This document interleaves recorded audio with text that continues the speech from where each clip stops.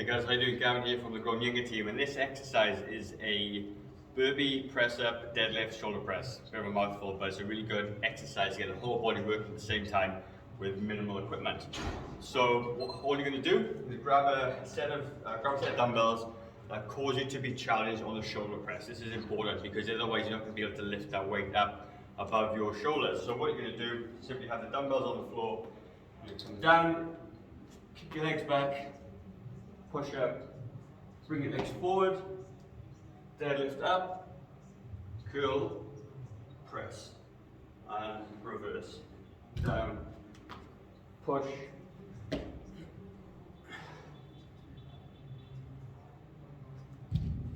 one more time,